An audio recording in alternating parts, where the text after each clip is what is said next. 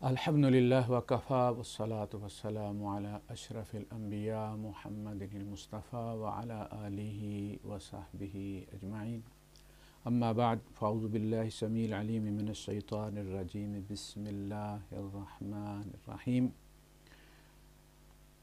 मसलुल लज़ीना युनफ़िक़ूना अम्वालहुम फ़ी सबीलिल्लाहि कमसलि हब्बतिन अंबतत सबअ सनाबिल फ़ी कुल्लि सुंबुलतिन मिअतु हब्बह वल्लाहु युज़ाइफ़ु लिमन यशाअ वल्लाहु वासिउन अलीम। अल्लज़ीना युनफ़िक़ूना अम्वालहुम फ़ी सबीलिल्लाहि सुम्मा ला युत्बिऊना मा अनफ़क़ू मन्नन वला अज़न लहुम अजरुहुम इंद रब्बिहिम वला खौफ़ुन अलैहिम वला हुम यहज़नून। क़ौलुम मअरूफ़ुन व मग़फ़िरतुन ख़ैरुम मिन सदक़तिन यतबअुहा अज़ा वल्लाहु गनियुन हलीम। सदक़ल्लाहुल अज़ीम। रब्बि शरह ली सदरी व यस्सिर ली अमरी वहलुल उक़दतम मिन लिसानी यफ़क़हू क़ौली आमीन या रब्बल आलमीन। ये सूरह अल-बक़रा है। इसकी आयत नंबर 261 है। यहाँ से लेकर 4 रुकू हैं मुसलसल सूरह अल-बक़रा के आयत नंबर 283 तक, जिसमें इस्लाम का माशी निज़ाम बयान किया गया। क्या होगा, चलेगा किस तरह, लेन देन किन शराइत के तहत होगा, जिनके पास देने को कुछ नहीं है वो क्या करें, और फिर आखिर में इन 4 रकूओं के बाद, यानी 4 रकू और तकरीबन 25 आयात हैं, काफ़ी लंबी लंबी आयतें हैं। अदरवाइज़ 10 आयात का रकू होता है नॉर्मली, लेकिन ये 4 रकू और 25 आयत हैं, क्योंकि आयतें लंबी हैं। एक आयत तो पूरे सफ़े की आयत है, और फिर आखिर में वो पुरशको दुआ है, जिसमें कहा गया कि अल्लाह पाक नेक नीयति के साथ अगर हमसे कुछ ख़ताएँ हो जाएं तो तू हमसे दरगुज़र फरमा। तो ये 4 रुकू इस्लामी मईशत है,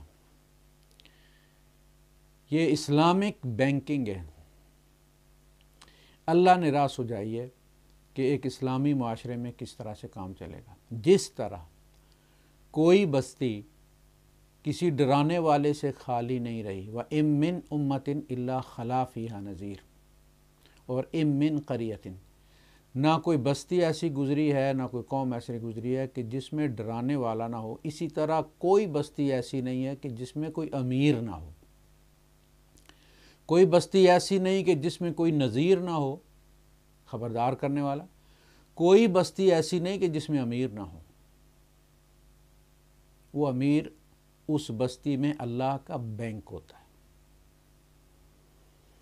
और उस बैंक के ज़रिए, उस अमीर के ज़रिए निज़ाम चलना है। और उस अमीर को, उस ताजर को अल्लाह पाक ने सबसे पहली बिड खुद दी है, मेरे साथ सौदा करो, तुम वहाँ गरीबों में तकसीम करो, मैं उसके बदले तुम्हें 700 दूंगा, और जिसको अल्लाह पाक चाहेगा इससे ज़्यादा भी दे देगा, लेकिन पहली बिड अल्लाह ने दी है। अगले जितने भी मराइल होंगे ना, ये ज़हन में रखनी है वो 700 वाली बात। वल्लाहु युज़ाइफ़ु लिमन यशा, जिसको अल्लाह चाहेगा इससे ज़्यादा भी देगा, लेकिन 700 से बात शुरू हुई है। तो अगर लोग ईमान वाले हों, गरीब हों लेकिन दयानतदार हों, सहाबा गरीब ही थे ना यार, सारे गिनती के 4-5 आदमी थे उनमें जो इन्फाक करने वाले थे मदीने में,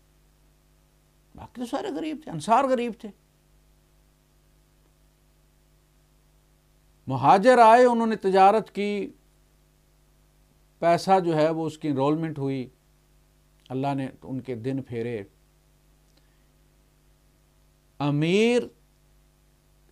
मैंने अर्ज किया कि हर बस्ती में अमीर अल्लाह का बैंक है, जिसकी जिम्मेदारी ये है कि तुम دیکھیں میرے والد صاحب جب یہاں آئے تھے نا تو یہاں بینکنگ سسٹم نہیں تھا، پاسپورٹ بھی نہیں تھے، لوگ لانجوں پہ آتے تھے، تو یہاں سے کوئی پیسے بھیجنے کا نظام نہیں تھا، خط وہاں سے آتا تھا بحری جہاز کے ذریعے، اور وہ 2 مہینے میں پہنچتا تھا، کبھی مہینے میں پہنچتا تھا۔ آٹا جو ہے وہ آسٹریلیا سے آتا تھا، آتے ہوئے اس میں کیڑے پڑ جاتے تھے، ہم اس کو چھاننے کے باوجود بھی جب ہم اس کو توے پہ ڈالتے تھے روٹی کو تو اس پہ ڈرائنگ بن جاتی تھی، وہ جہاں جہاں کیڑے ہوتے تھے وہ وہاں پہ جو ہے وہ پتہ چلتا تھا کہ کسی آرٹسٹ نے ان کو وہاں کوئی اسکیچ دیا ہے وہ۔ تو اس طریقے سے پھر والد صاحب کیا کرتے تھے، میرے چچا تھے وہاں پہ لانس نائک، اور ان کی تنخواہ تھی 60 روپے، ان کو والد صاحب نے کہا ہوا تھا کہ تم میرے گھر پیسے دے دینا، اور جب میں آؤں گا، سال کو آؤں، 2 سال بعد جب بھی آؤں، 2.5 سال بعد گئے تھے والد صاحب، تو وہ میں سارے پیسے تمہیں دے دوں گا۔ تو پھر یہاں سے وہ ریال لے کر گئے اور پھر انہوں نے وہ دیا تھا یہ۔ اب اللہ پاک نے یہ کہا ہے کہ ایک بستی میں ایک بینک ہے، ایک امیر آدمی ہے، اور اسے کہا گیا کہ بھائی اب تم نے یہاں انرولمنٹ کرنی ہے اور غریبوں کا خیال رکھنا ہے، میں تمہیں دوں گا اور تم نے آگے ان میں کرنا ہے، تیرا اور میرا سودا ہے، ایک کے 700 دوں گا، چونکہ ادھار لے رہا ہوں، من ذا الذی یقرض اللہ قرضا حسنا، چونکہ میں تم سے ادھار لے رہا ہوں لہٰذا اس کے عوض میں تمہیں اصول 7 کا من جاء بالحسنۃ فلہ 10 امثالھا، جو نیکیاں 10 ایک نیکی لے کر آئے گا، من جاء بالحسنۃ فلہ 10 امثالھا، اس کو اس کی مثل جیسی 10 ملیں گی، لیکن یہاں فرمایا 700 ملیں گی۔ تو یہ اس کی ذمہ داری ہے کہ وہاں کے غریبوں کے مسائل دیکھے اور ان میں بانٹے، یہ فکر نہ کرے کہ کہاں سے آئے گا، یہ رب کی ذمہ داری ہے کہ اس بینک کا کریڈٹ جو ہے وہ بحال رکھے اور پورا رکھے اور کس طرح تم تک پہنچانا ہے، لیکن تم نے یہاں یہ کام کرنا ہے۔ تو پہلی بڈ اللہ نے دی 700، اس سے زیادہ تمہیں کوئی دیتا ہے؟ تو جناب علی یہاں سے بات شروع ہوئی ہے، اور پھر 4 رکوع بڑے تفصیلی ہر پہلو کو لیے ہوئے، یہ ہے قرآن کا نظم، ایک مضمون شروع ہوتا ہے اور پھر اگلا معاملہ جو ہے وہ پورا اس رکوع میں ڈسکس ہوتا ہے، نتیجہ نکلتا ہے، اس کے جو سائیڈ ایفیکٹس ہیں ان کو بھی پھر زیر بحث لایا جاتا ہے کہ اگر ایسا نہ ہوا تو کیسے ہوگا، اور یہ سارا کچھ ان 4 رکوعوں میں ہے، آیت نمبر 261 سے لے کر 283 تک، یہ سورہ البقرہ کی، خود بھی آپ اس کو ترجمہ آپ پڑھ لیجئے گا۔ چونکہ یہ لمبا پروسیس ہے تو اس میں ہم انشاءاللہ چھوٹے چھوٹے کلپ بنائیں گے، اسلام کا معاشی نظام کے عنوان سے، پارٹ 1 2 3 4 5 6۔ تو فرمایا مثال ان لوگوں کی جو انفاق کرتے ہیں اپنا مال اللہ کی راہ میں، گویا کہ ایک دانہ ہے جس نے اگائی، یعنی اس بندے نے جو انفاق کر رہا ہے اللہ کی راہ میں، گویا اس نے ایک دانہ دبایا ہے، بیج، اس کی 7 بالیں نکلی ہیں اس میں سے، اور ہر بال میں 100 دانہ ہے، 700 ہو گئے، فی کل سنبلۃ 100 حبہ، ہر سٹے کے اندر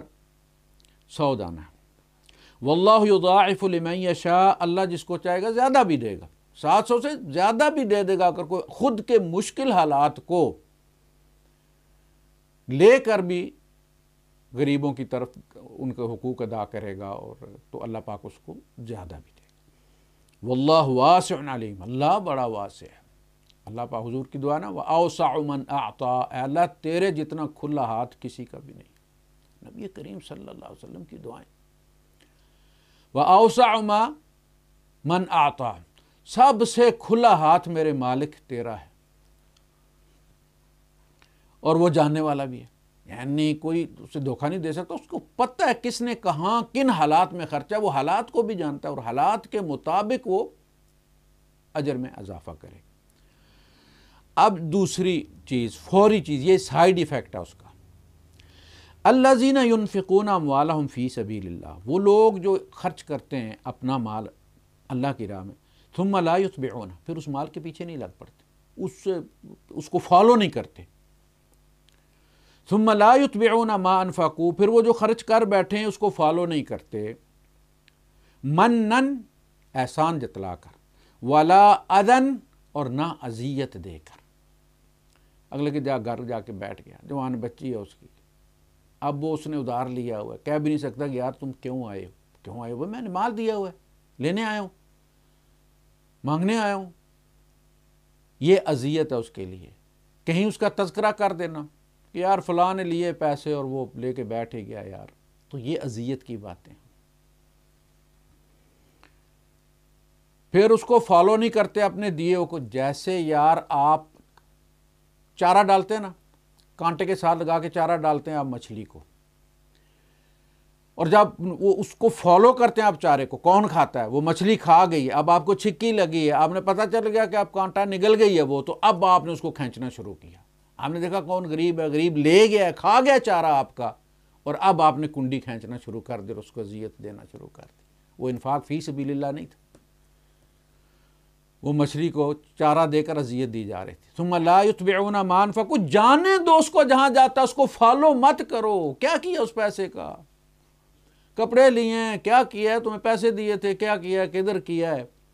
تم اس کا پیچھا مت کرو، تم نے دے دیے، اللہ کے ہاتھ میں رکھ دیے ہیں، اللہ کے پاس پہنچ گئے ہیں، تیرا ادھر پرسنٹیج لگ گئی ہے، تمہیں قیامت کے دن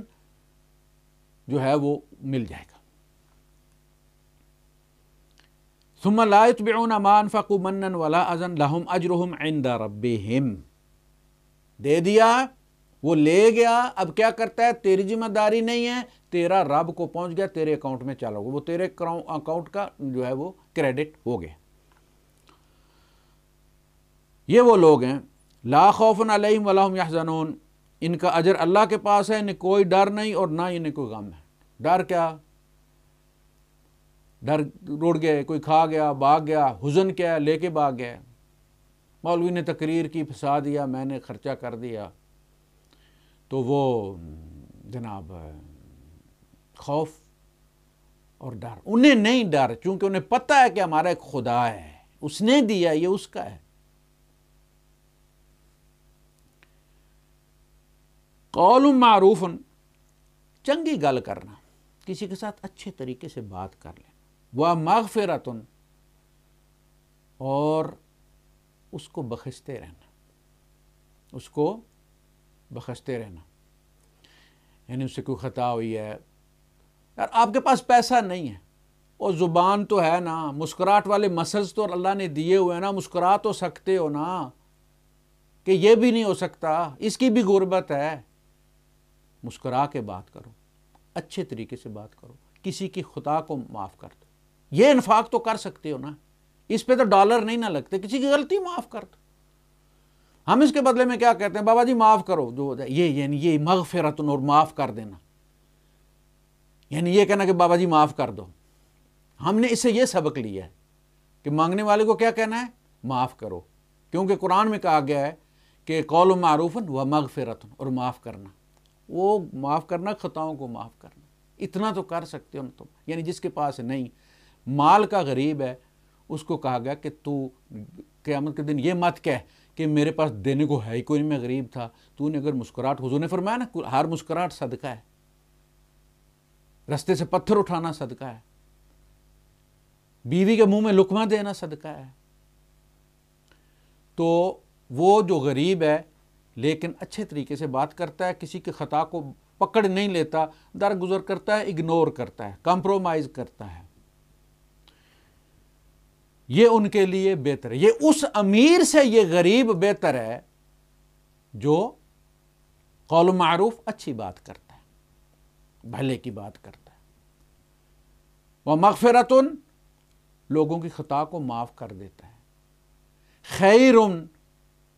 وہ بہتر ہے اس شخص سے کہ جو صدقہ دیتا ہے اور پھر اگلے کی جان کو آ جائے۔